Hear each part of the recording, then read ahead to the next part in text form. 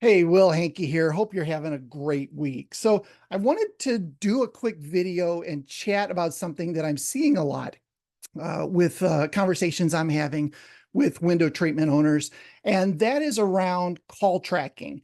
So I talk a lot about tracking and making sure that all the efforts that you're putting into marketing are individually tracked so that you can see if it's working or not.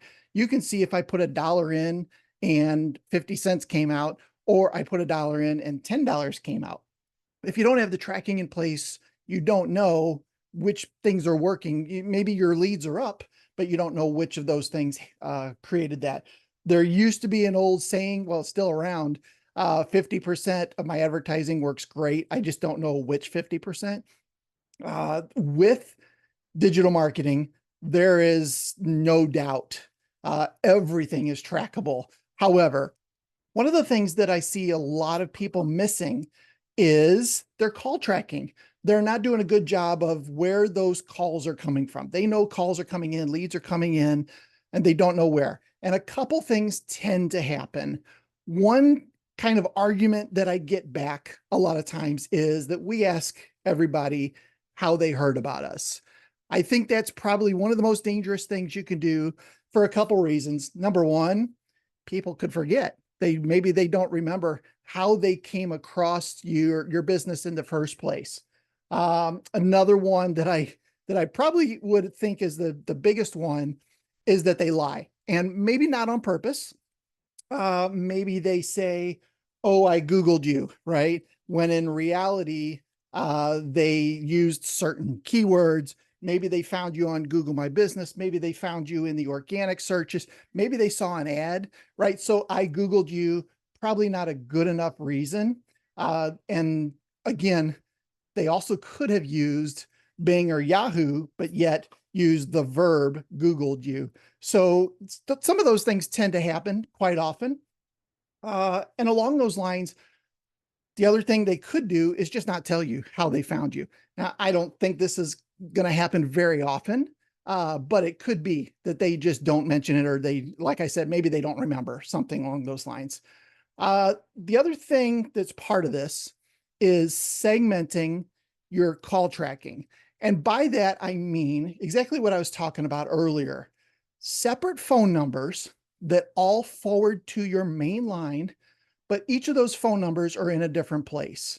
So um, paid ads, SEO, Google My Business, all of these should have separate phone numbers that forward, like I said, forward your regular line.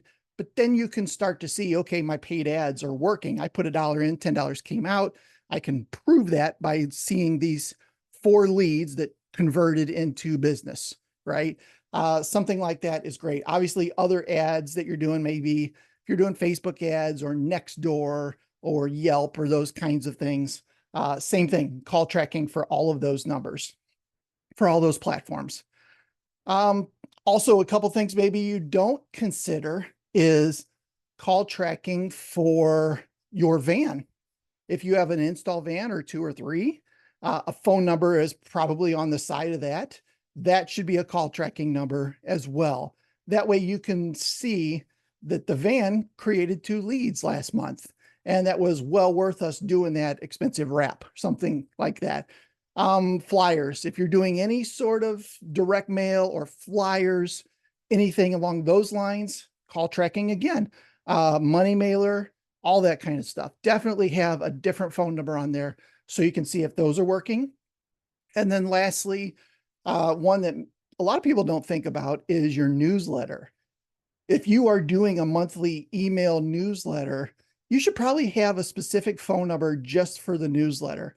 So again, all this work that you're doing to build this list of potential customers, and you're reaching out to them, let's say once a month on your newsletter, it would be nice to, if you knew that that newsletter generated a lead or 2, right? Specifically because you put that effort, time, or money into getting that newsletter out in front of those people. So just some ideas along the lines of call tracking in particular. The only reason, quite honestly, that somebody should call your line directly, your office line directly, is because it was a referral. right? Or it was a past customer. That's probably the only reason that they would call. Other than that, everything, all the efforts that you're doing, you should be using a call tracking number so that it is backwards trackable. I got one more note here. It says, if you still do printed yellow pages, which I don't think many people use anymore, but if you are still putting your phone number in the yellow pages, you can use a call tracking number for that as well. So, all right, that's enough. Hope you all have a fantastic rest of your day, and we'll talk to you soon. Thanks.